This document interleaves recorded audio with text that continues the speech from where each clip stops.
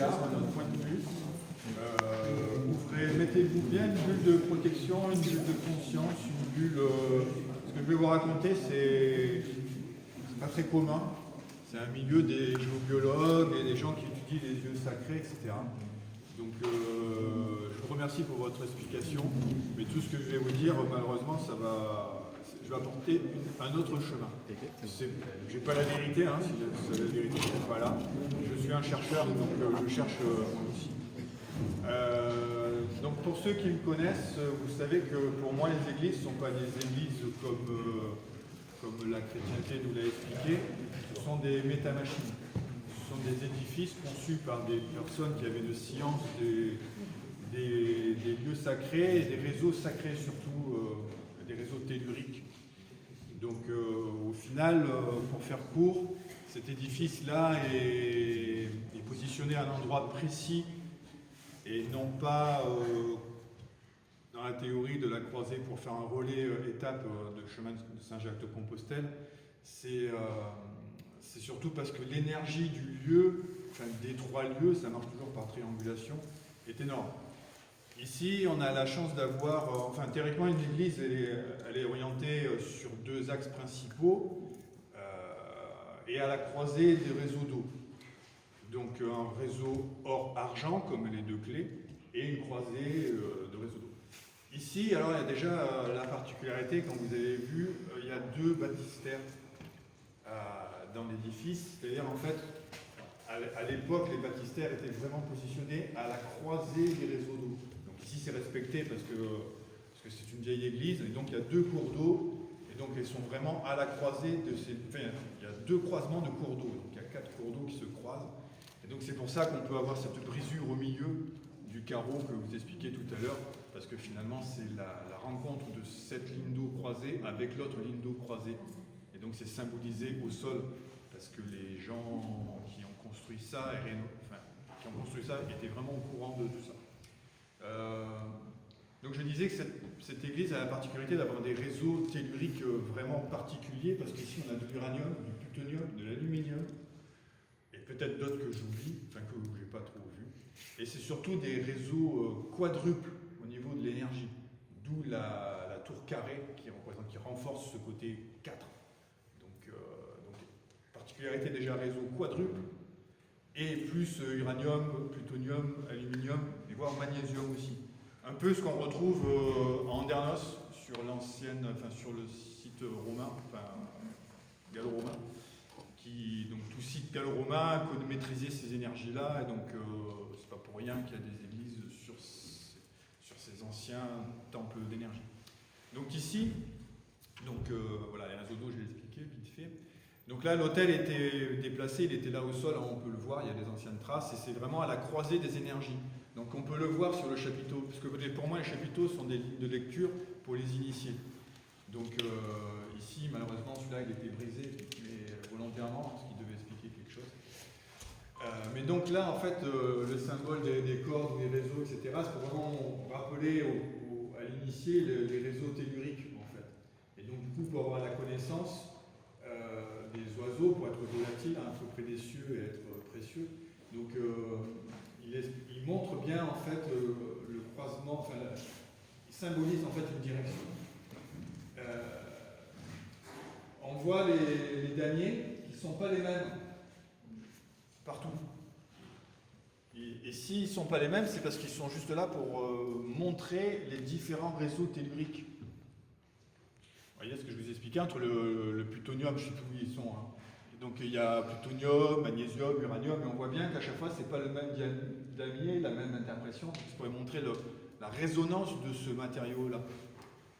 Et donc, la petite pierre qui est devant, là, le menhir qui a été positionné là, alors effectivement, il n'est pas tout à fait bien à sa place. Il faut comprendre que c'est un régulateur d'énergie, c'est un condensateur ou une résistance, en fait. Parce que ces anciens qui maîtrisaient les réseaux telluriques savaient qu'à la croisée de ces énergies-là, ça pulse, hein, vous le sentez, pour ceux qui ressentent les énergies, ça renvoie du lourd. Donc du coup, ils ont régulé quand même un des réseaux primaires pour que l'énergie puisse être bien gérée, quelque part. Et on peut comprendre ça aussi si vous regardez les fondations, qui sont en alliose, certes, mais les fondations d'origine de la bâtisse, elles sont énormes. Hein, c'est des fondations qu'on pourrait avoir des cathédrales ici, hein, alors que c'est une petite église modeste. Mais du coup, le fait que ce soit en alliose, déjà c'est un métal, donc ça rentre en résonance encore plus les réseaux. Donc si vous regardez bien, c'est pas toujours les mêmes fondations. Un coup c'est des grosses, un coup c'est des petites, un coup c'est des moyennes. Les anciens qui maîtrisaient ces réseaux-là mettaient les piliers, parce qu'ils travaillaient les énergies et ils arrivaient à déplacer les réseaux. Donc les plus gros réseaux sont sur les plus gros piliers d'énergie. Et donc du coup, ils captaient l'énergie dans les pierres et par jeu de mathématiques du nombre d'or, hein, 618, si vous avez regardé un petit peu les conférences, vous savez que le nombre d'or c'est la base de tous les bâtisseurs. Donc ici on est vraiment dans une église alchimique et là c'est génial parce que le soleil en plus est en train de se lever là et vous voyez bien la plume verte, la couleur des alchimistes. Donc, ici c'est plein de symboles ésotériques et ce qui me fait le plus halluciner dans cette église là, c'est que ici, au niveau des deux chapiteaux, ça symbolise le passage d'une ère à une autre ère. C'est-à-dire qu'ici, on termine l'ère du bélier, qui montre bien qu'on finit un temps, et on passe vers l'ère du poisson. C'est à 1000 ans ici. Donc on est à la fin d'un cycle, et voire même 2000 ans d'histoire. Ça vous raconte 1000 ans avant ce qui s'est passé dans l'histoire. Et je dirais même, ça va beaucoup plus loin, parce qu'en fait, les personnages que vous retrouvez là, qui sont plein qu'on dit, c'est les Incas, etc. Oui, vous avez raison, ce sont les Elohim. Les Elohim, c'est les gens qui nous ont... Bon, alors là, mettez bien votre coupe de protection. C'est les gens qui nous ont manipulés, qui nous ont modifiés génétiquement sur le Créateur. C'est dit. Donc ça vous fait ressembler étrangement à l'île de Pâques, les Moailles, tous ces symboles que l'on retrouve partout dans le monde, en fait. Et en plus, on voit bien qu'ils sont ailés. Ils ont des petites ailes, en fait. Donc c'est d'où le nom, les Elohim. Okay. Donc ce sont nos créateurs généticiens qui étaient là bien avant. Alors bien sûr, je parle de choses un peu folles, mais renseignez-vous, creusez, et vous verrez que finalement, il y a beaucoup de vérité, et je n'ai pas la certitude, mais dans ce que je vous raconte. Quoi dire d'autre? Oui, il y a un autre point d'énergie qui est dans l'autre petite chapelle à côté, et on peut voir que l'autel a aussi été déplacé, et donc il y avait encore un croisé d'énergie à ce niveau-là. Et je ne suis pas allé à la fontaine là-bas, mais c'est une fontaine miraculeuse. Et pourquoi? Mais voilà, pourquoi c'est une fontaine miraculeuse? C'est comme une église, c'est à la croisée de ces réseaux d'énergie tellurique, il y a un cours d'eau. Et donc ce cours d'eau, par électricité piezo, donc récupère l'énergie.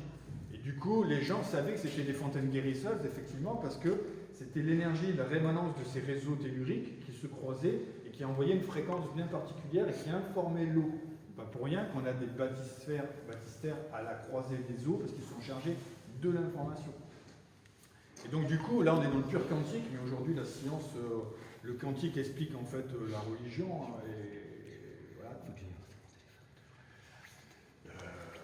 Pas trop... Enfin, voilà. Et donc du coup, dans cet arbre là-bas, où on met ses locks, donc du coup on met son habit qu'on a porté, donc on met sa vie, une partie de son ADN, et donc sur un plan quantique, on dépose son énergie sur l'arbre, sur le point tellurique de la croisée de ces énergies-là.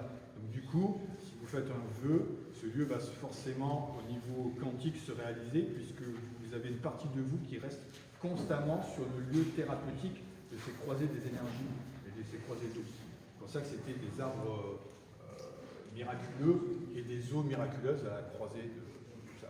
Voilà, donc c'était une petite scindée en 5 minutes, ce que je pourrais parler pendant des heures et des recherches sur ce lieu qui est... Merci, je ne savais pas. J'imagine que dans les autres églises que nous allons voir, on va être encore plus surpris, parce que, a priori, il y a même une porte stellaire. Donc, mais oui, je pense, parce que c'est vraiment chargé pour les gens qui maîtrisent les énergies. À l'extérieur surtout, c'est beaucoup plus fort que dedans, parce que malheureusement, les restaurations de ces édifices-là, ne respectant pas les polarités des pierres et le secret des bâtisseurs anciens, ces métamachines sont cassées.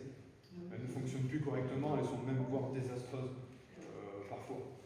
Donc c'est pour ça que des gens comme moi œuvrent pour essayer de vous rappeler un peu, vous-même vous montrer notre histoire, vous initier à ce qui a été caché pendant des millénaires et dont le Vatican maîtrise et garde ses secrets bien fermés à clé, pour pas qu'on puisse atteindre la coupole de l'éternité, pour pouvoir monter à la fission, parce qu'ici c'est l'atome en fait, c'est la division de la cellule, on voit bien d'un passage à un autre.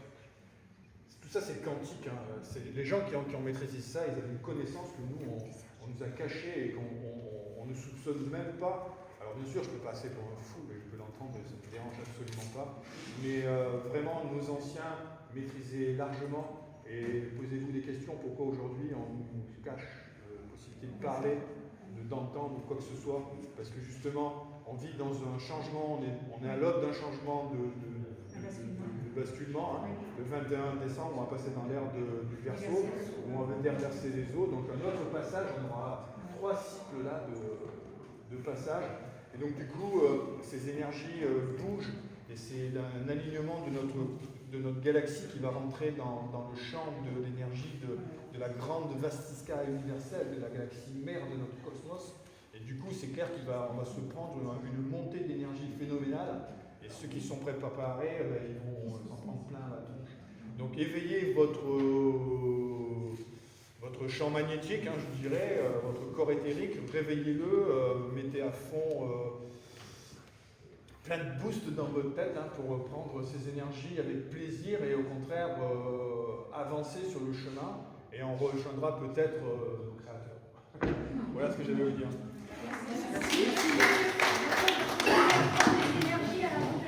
Allez, allons-y. Merci.